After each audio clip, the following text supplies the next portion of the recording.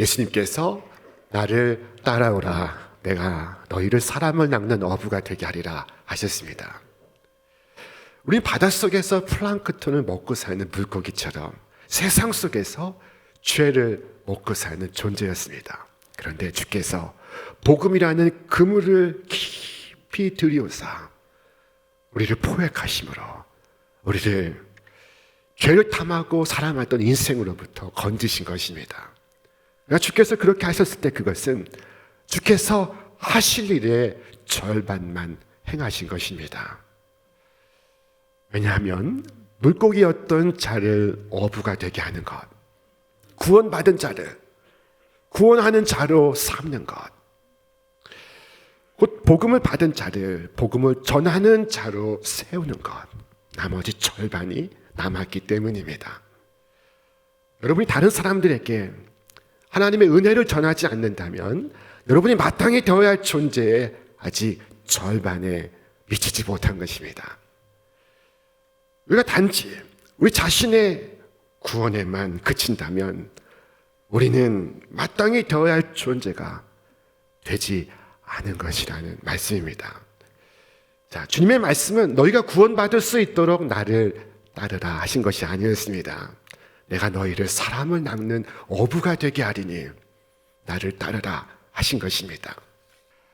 사랑하는 여러분, 오직 주님을 따르시길 바랍니다. 나를 따르라 하신 말씀에는 세 가지의 깊은 뜻이 담겨 있습니다. 첫째, 그것은 분리를 의미하고 있습니다. 자, 여러분, 우리는 세상에 살면서 세상과 똑같은 원리를 따르면서 그들 속에 거하고 있다면 우리 결코 그들을 구원하는 사람이 될 수가 없습니다. 불경건한 사람이 불경건한 사람을 변화시킬 수 없습니다. 고기가 어부가 될 수 없는 법입니다. 죄인이 죄인을 변화시킬 수 없습니다. 세속적인 그리스도인이 이 세상을 변화시킬 수 없습니다. 여러분, 세상에 속해 있다면 세상을 구원할 수 없는 것입니다. 주를 따르기 위해서 우리는 이 죄악된 자리를 떠나야 하는 것입니다. 나를 따르라 하신 말씀에는 깊은 뜻이 있습니다. 둘째로 거기에는 복종의 의미가 담겨 있습니다. 주님을 따르는 것은 곧 주께 복종하는 것입니다. 모든 면에서 주께 복종하는 것입니다. 하나님께 쓰임받기 원한다면 그는 주님께 복종해야 합니다. 오늘 세상에는 본능을 따르는 육적인 사람이 있습니다. 감정을 따르는 감정적인 사람도 있습니다. 이성을 따르는 이성적인 사람도 있습니다. 성도는 주의 성령을 따르는 자들입니다. 성도는 성령의 이끌림을 받습니다. 그의 생각도, 그의 사상도, 그의 목적도, 그의 방법도 주의 성령께서 그를 이끌어 가십니다. 그렇지 않다면 주께서 그를 통하여 일하실 수 있으리라 우리는 기대할 수가 없을 것입니다. 우리가 오 나의 하나님, 내가 주께 복종하나이다, 내가 주의 길을 걷겠나이다, 주께서 명하신 일을 행하고 주께서 금하신 일을 하지 않겠나이다 고백할 때까지 주님은 나를 사용하실 수가 없습니다. 마지막으로 나를 따르라 하신 이 말씀에는 나를 본받으라 하신 의미가 담겨 있습니다. 그리스도를 따른다는 것은 모든 면에서 나의 주를 본받는 것을 의미하는 것입니다.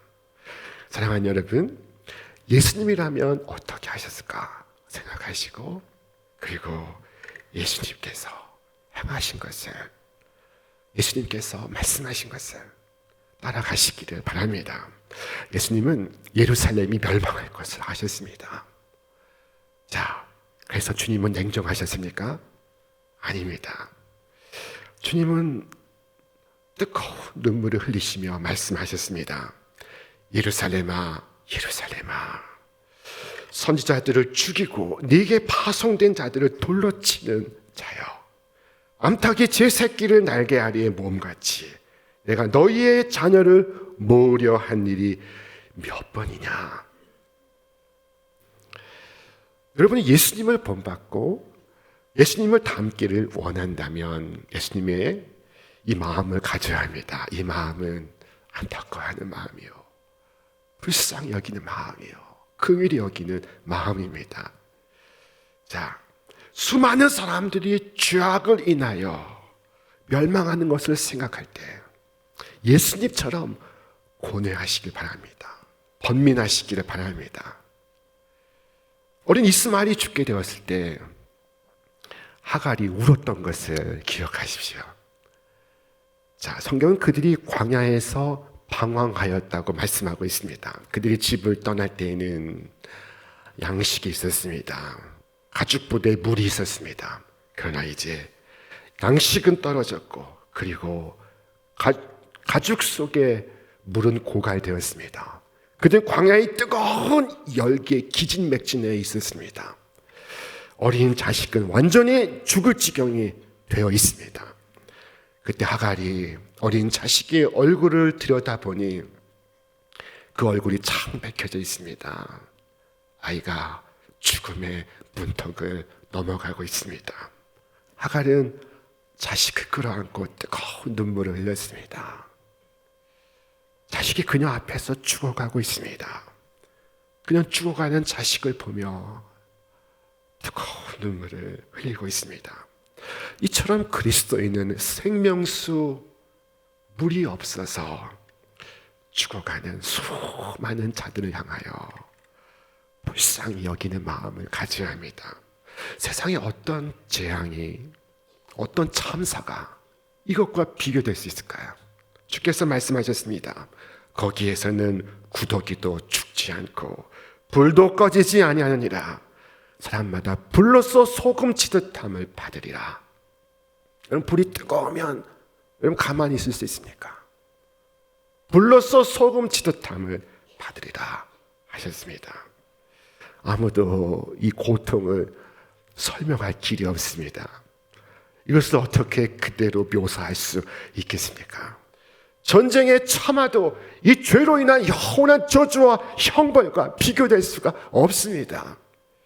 이 같은 사실을 알면 하갈처럼 눈물 흘리지 않을 수 있겠습니까? 진실로 불쌍히 여기지 않을 수가 있겠습니까? 자, 우리가 불쌍히 여기지 않는다면 진실로 주님을 따른다고 말할 수가 있겠습니까? 주님의 마음은 이것입니다. 죽을 자가 죽는 것도 내가 기뻐하지 아니하노니 너희는 내게 돌이켜 살지니라. 사랑하는 여러분, 주님의 이 마음을 본받고 그 뜻을 행함으로 주를 따르시기를 바랍니다. 그러면 주께서 여러분을 사람을 낚는 어부가 되게 하실 것입니다. 진정한 여러분이 되게 하실 것입니다.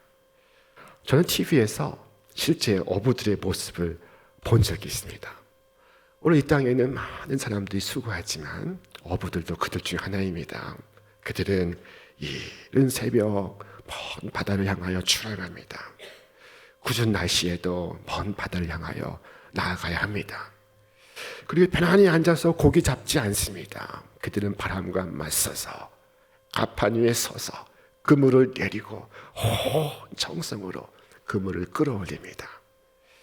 자, 우리는 그리스도를 위하여 주께서 명하신 일을 이와 같은 정신으로 매진해야 합니다.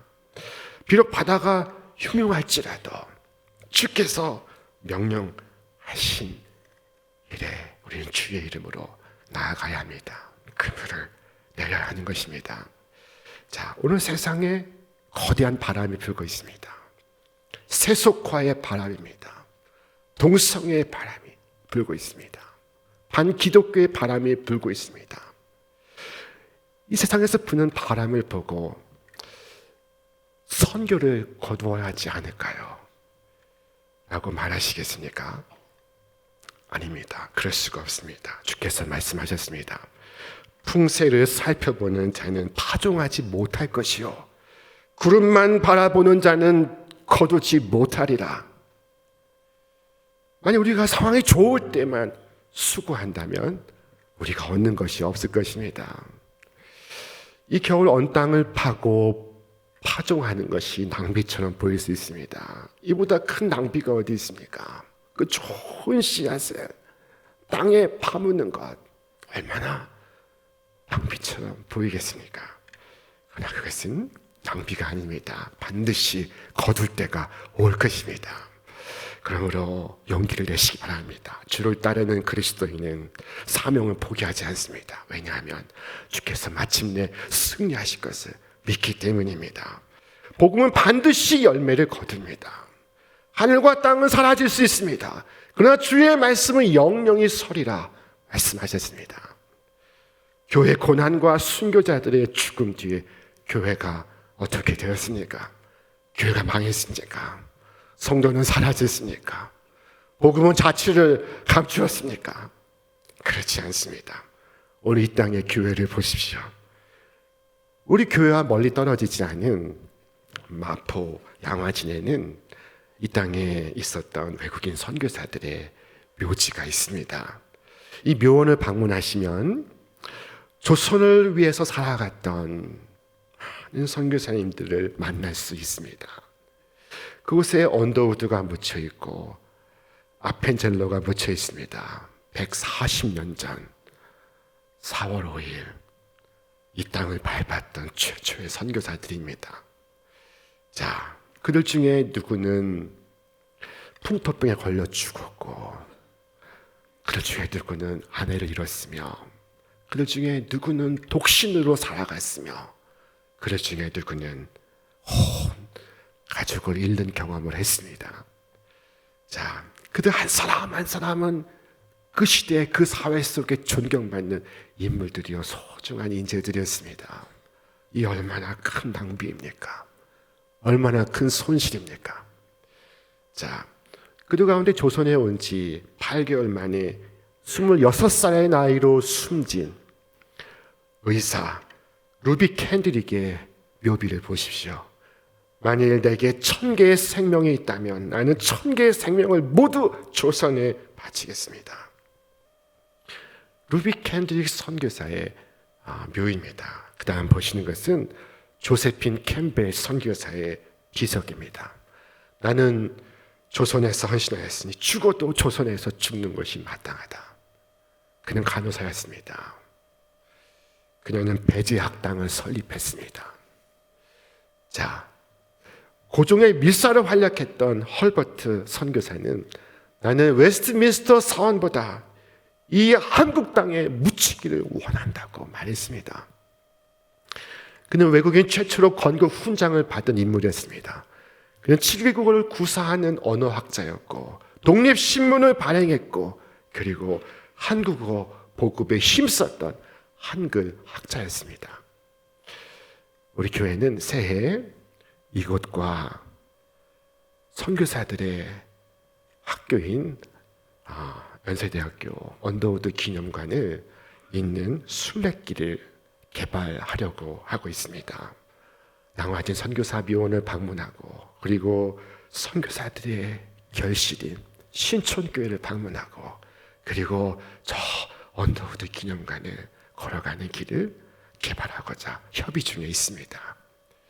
저는 갈망합니다. 이 길을 걸으면서 많은 대학생들이, 졸업생들이, 의사들이, 간호사들이, 변호사들이, 전문 교육을 받은 기술자들이 하나님께서 그 마음을 감동하시면 복음을 들고 온 땅에 나아가는 것을, 그곳에서 그리스도를 가르치고 전하게 되는 것을 간절히 바라고 있습니다.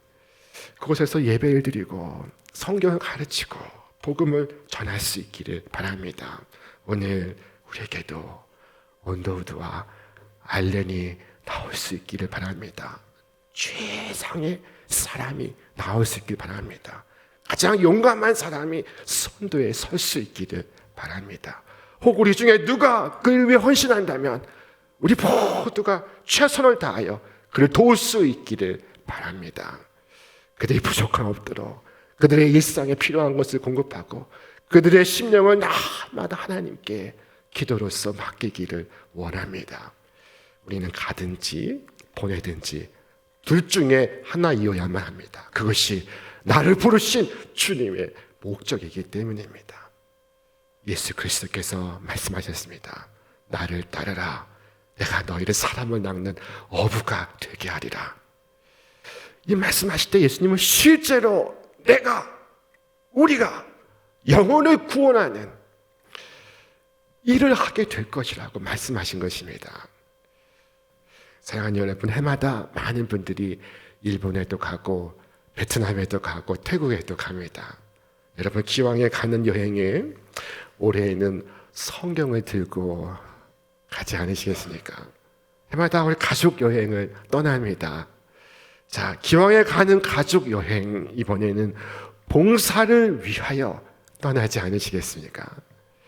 하갈은 자기 아이를 관목 덤불 아래에 두고 그리고 애처로운 장면을 볼 수가 없어서 눈을 돌렸습니다.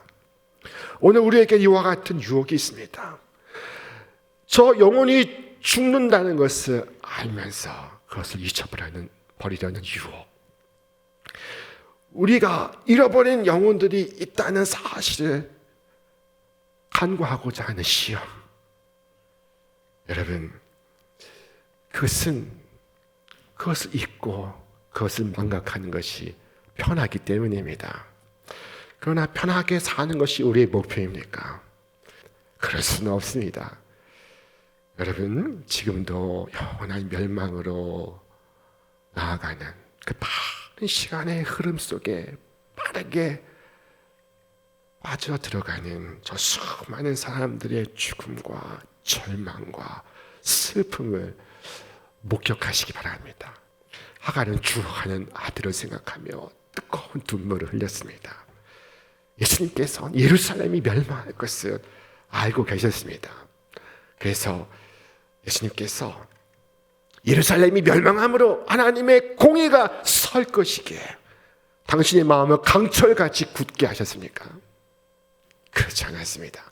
예수님께서 오 예루살렘아 예루살렘아 하고 뜨거운 눈물을 흘리셨습니다. 우리가 그리스도를 본받고 그리스도를 닮기 원한다면 바로 이 그리스도의 마음을 가져야 합니다. 영혼이 멸망하는 것을 여러분 고통스럽게 생각하십시오. 친구가 죽는 것을 여러분 슬프게 생각하십시오.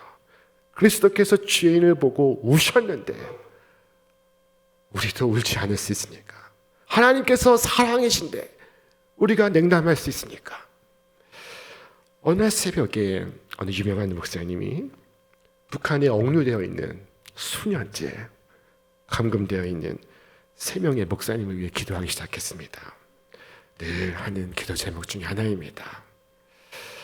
자, 그 기도를 마치고 일어서려고 하고 있습니다. 그런데 하나님의 음성이 들려왔습니다. 김 목사, 만일 네가 그라면, 네가 그 사람이라면 너는 너를 위하여 어떻게 기도해 주기를 원하겠느냐? 그자 목사님은 다시 자리에 앉았습니다. 그리고 기도하기 시작했습니다. 그리고 그 기도는 눈물로 바뀌었습니다. 오 주여, 오 주님, 불쌍히 여겨 주옵소서.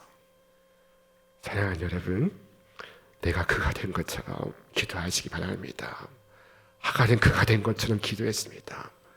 하나님께서 그 순간 그녀에게 응답하신 것입니다. 스티븐 스필버그 감독한 쉰들러 리스트는 독일인 사업가 오스카 쉰들러가 유대인의 생명을 구한다는 내용을 담고 있습니다. 여러분 기억하시죠? 오스카 쉰들러는 나치 정부에 의해서 죽어가는 유대인들을 돈을 주고 사옵니다. 자, 한 사람당 얼마씩 돈을 주고 그가 빼오고 있습니다. 아침에 전쟁이 그쳤습니다. 그는 이제 초라한 사업가가 되었습니다. 그러나 그의 명단에 올라있던 유대인들은 그를 잊지 않았습니다. 그를 위하여 금반지를 선물했습니다. 그 반지에는 탈무드의 한 문구가 새겨져 있었습니다. 탈무드에 이와 같은 글이 있습니다. 한 사람의 목숨을 구하는 자는 온 세상을 구하는 자이다. 한 사람은 하나의 우주입니다. 한 사람을 구하는 것은 하나의 세계를 구하는 것입니다. 그는 많은 사람을 구했습니다. 그는 온 세상을 구했습니다. 이 반지를 받아든 이 쉰들라는 자신의 자동차를 바라보면서 뜨거운 눈물을 흘렸습니다. 내가 저 자가용을 팔았다면 5명은 더 살릴 수 있었을 텐데. 그는 금빛 훈장을, 그가 소중히 여기던 훈장을 들여다보면서 눈물을 흘렸습니다. 내가 이 훈장을 팔아치웠다면 10사람은 더 구할 수 있었을 텐데. 사랑하는 여러분, 여러분이 주를 위해 살았던 것 결코 후회하지 않을 것입니다. 그러나 내가 후회할 것은 내가 주를 위하여 살지 못한 것, 주를 위하여 쓰여지지 않았던 것, 주를 위하여 사용되지 않았던 것을 후회하게 될 것입니다. 오늘 우리 신촌의 성도들에게 한 가지 결심이 있길 바랍니다. 주님, 내 능력이 닿는 한, 내가 할 수 있는 한 나는 복음을 모든 사람들에게 알게 하기를 원합니다. 내가 갈 수 없다면 갈 수 있는 사람을 보내겠습니다. 그래서 한 사람도 영원에 이르는 그 길을 몰라서 내가 길 잃었다고 말하는 자가 없게 하겠습니다. 하갈은 불쌍히 여기는 마음으로 울부짖었습니다. 그때 하나님께서 그녀의 간구를 들으사 천사를 통하여 우물이 있는 곳을 가리키게 했습니다. 자, 그때 하갈은 여러분 꿈을 거렸을까요? 지체했을까요? 늑장을 부렸을까요? 그렇지 않습니다. 하갈은 얼마나 빨랐든지, 얼마나 신속하였든지, 얼마나 민첩하였든지, 얼마나 최선을 다했든지 그녀는 달려갔습니다. 달려가서 가축부대에 물을 채웠고, 그리고 사랑하는 자식의 입술에 그 물을 떨어뜨렸습니다. 여러분, 그처럼 우리를 위하여 눈물 흘리고 수고했던 선교사들이 있어서 오늘 우리가 살 수 있게 되었습니다. 이제 우리가 그 물을 들고 생명수 샘물을 갖고 여러분 주께서 명하신 곳에 배달하고 전달하고 전해주기를 바랍니다. 한 해 동안 선교 사역을 위해서 마음으로 기도해 주시길 바랍니다. 우리가 가는 선교사로, 보내는 선교사로 복음의 사명을 이룰 수 있기를 바랍니다. 후회 없이, 남김없이 인생을 살아가는 축복이 여러분과 저에게, 또 우리 신촌교회 위에 가득하기를 기도합니다.